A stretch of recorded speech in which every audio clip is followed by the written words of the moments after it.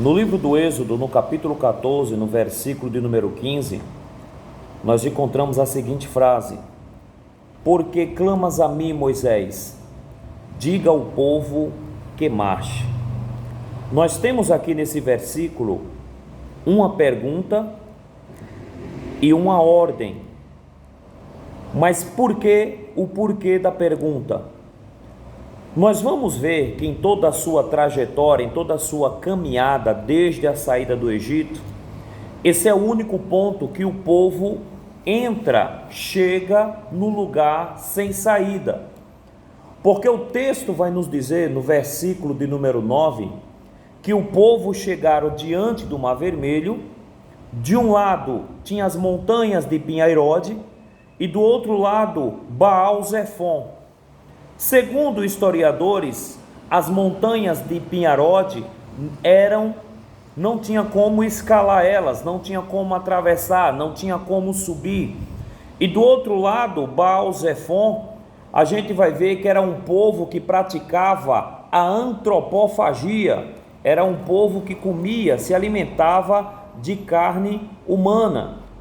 Então, a gente vai ver que o povo de Israel, entre aspas, está no beco sem saída.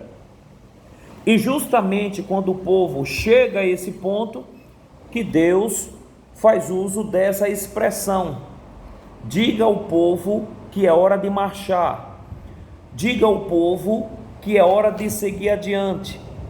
Mas aí vem a pergunta: seguir para onde? Se na frente tem o mar. No livro de Provérbios, capítulo 4, no versículo 25, versículo 27, diz assim: que os teus olhos olhem somente para a frente, que as tuas pálpebras estejam olhando sempre naquilo que está diante de ti. Não olhe para a esquerda, nem tampouco para a direita. Ou seja, que o nosso olhar sempre esteja atentos para a frente, posicionados para a frente, que os nossos olhos sempre estejam olhando para aquilo que está diante de nós. Mas nós vamos encontrar aqui uma situação um tanto quanto preocupante, porque o povo vê que Faraó está vindo ao seu encontro, o povo entra em desespero e, mediante a esse desespero, eles começam a questionar Moisés, dizendo: foi para isso que você nos trouxe, para que nós pudéssemos morrer aqui no Egito?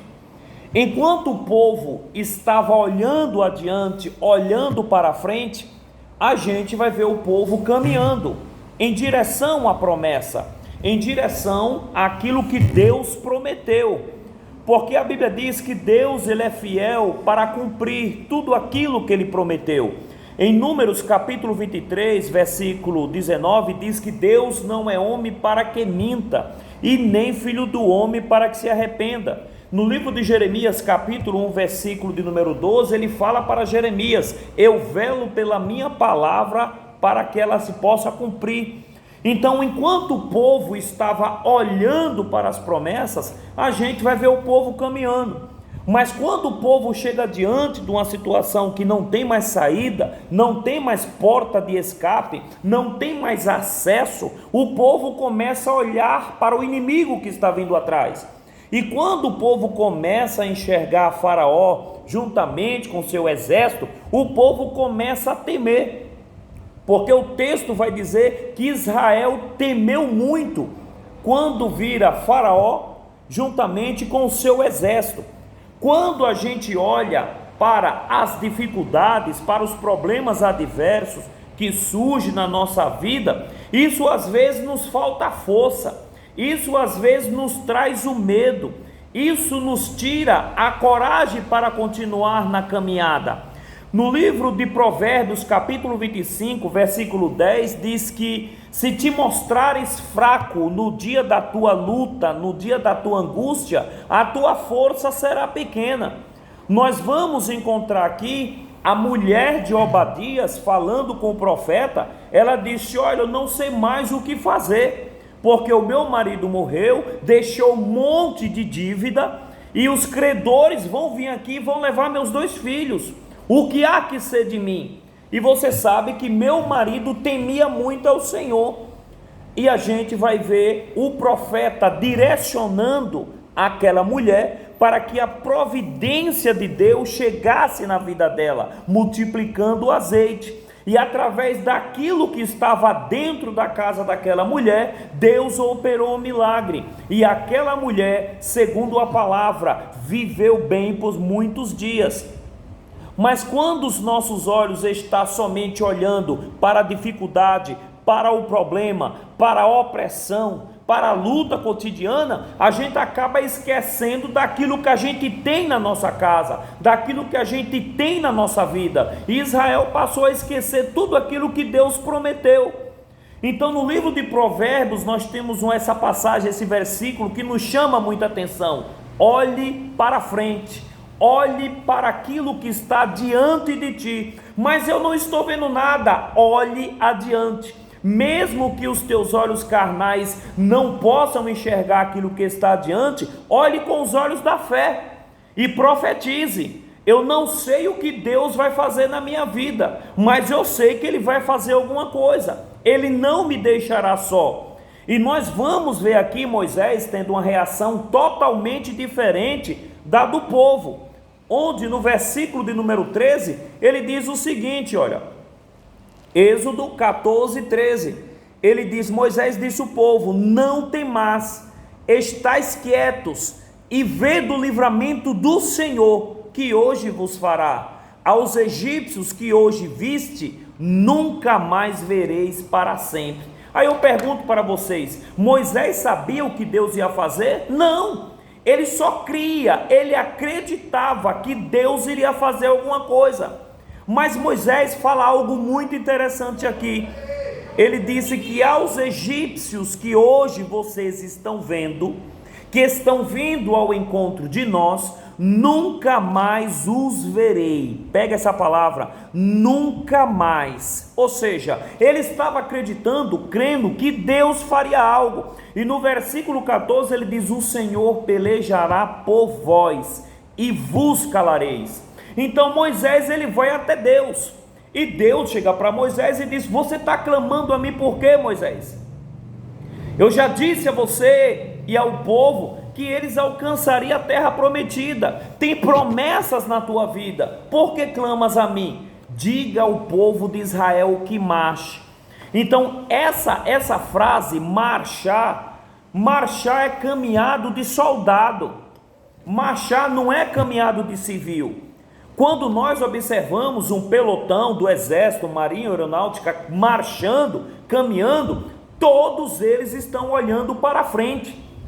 Pode acontecer o que for, nenhum deles olhará para o lado, a menos que aquele que está comandando o pelotão dê uma ordem para olhar para o lado. Mas caso contrário, eles sempre estão olhando para frente. E Deus diz, é hora de marchar. Quando se encontrares numa situação difícil, é hora de marchar. Quando não tiver mais passagem e as portas estiverem fechadas, é hora de marchar. Quando o inimigo se levantar da esquerda, da direita, na sua frente ou na sua retaguarda, continue marchando, continue na sua caminhada, porque a provisão ela não vem de ti vem o marchar. A provisão ela vem do Deus que fez o céu e que fez também a terra, é dele que vem a provisão. Então Deus chega para Moisés e diz, estende a tua vara no mar, e o mar vai se abrir. Então creio eu que Moisés chega diante do povo e disse, olha, o Senhor falou que é para vocês marcharem, e que Ele abrirá o mar. É aí que está o ponto gostoso dessa passagem. Aí você fala por quê? Com base ainda em Provérbios 4, versículo 25, olhe para aquilo que está adiante de ti. A gente vai ver Moisés tocando com a sua vara no mar. A gente vai ver todo o povo, creio eu, todo mundo esperando o mar se abrir no momento que Moisés toca com a sua vara no mar. Mas a gente vai ver algo acontecendo do lado de lá, adiante. porque é adiante que vem a provisão de Deus. Às vezes você está esperando a sua bênção ali do lado, pertinho de você, para que você possa enxergar e contemplar, mas Deus ele nem sempre trabalha de acordo com a vontade humana. Às vezes Deus ele trabalha na contramão da história. Então, do outro lado, aonde a palavra em Provérbios diz que nós devemos olhar, devemos estar sempre atentos, é do outro lado que começa a provisão de Deus. Aí você diz, mas como assim, irmão? De lá para cá a Bíblia diz que veio soprando o vento, e esse vento veio abrindo o mar, veio afastando, veio abrindo o caminho para que o povo de Israel pudesse passar. É naquilo que está diante que Deus vai agir, é através daquilo que você não está vendo, mas está lá adiante que Deus irá operar um milagre. Nunca vos esqueçais disso. Pedro, quando disse a Jesus, Senhor, permita com que eu vá até ti, Jesus disse, venha Pedro, pode vir. Enquanto Pedro estava olhando adiante para Jesus, Pedro estava andando por cima das águas. Enquanto o teu foco, enquanto você estiver olhando para Jesus, você estará por cima deste vendaval, por cima dessa tempestade, por cima daquilo que te oprime, por cima daquilo que tem tentado travar a tua vida, a tua história. Você estará por cima, porque existe uma palavra profética na vida de Pedro, e essa mesma palavra está diante de ti, porque o próprio Jesus disse que muitas são as aflições do justo, mas o Senhor as livra de todas elas. Jesus disse que eu venci o mundo, eu venci as lutas, as tempestades, tudo aquilo que passou na minha frente, e vocês também vão vencer, porque vocês não estão sozinhos. Eis que eu estarei convosco todos os dias, até a consumação do século. Então, enquanto Pedro está olhando para Jesus, Pedro está por cima de água, mas o texto vai dizer que Pedro para, e é aí que está o problema. Quando Israel parou diante do mar, eles começam a olhar para o inimigo que vem atrás. Nunca pare, continue na sua marcha. Mas Pedro parou, e quando Pedro parou, o que é que ele faz? Ele olha para trás. A Bíblia diz que a nossa vida, a nossa história, a nossa vida de pecado, nossa vida de desobediência foi jogado no mar do esquecimento. Não olhe para trás, mesmo que seja pelo retrovisor. Olhe para Jesus, que é autor e consumador da tua fé. Olhe para Ele, porque Ele é o teu provedor. Ele é aquele que abre o mar para você passar. Ele é o provedor da tua vida e da tua história. Então Pedro começa a afundar naquele momento, quando olha para trás. A Bíblia vai dizer que quando Ló está fugindo da cidade de Sodoma e Gomorra, junto às montanhas, a mulher de Ló também para e olha para trás, e foi punida por conta disso. Deus não te chamou para olhar para trás não, meu irmão. Deus te chamou para que você possa olhar para frente,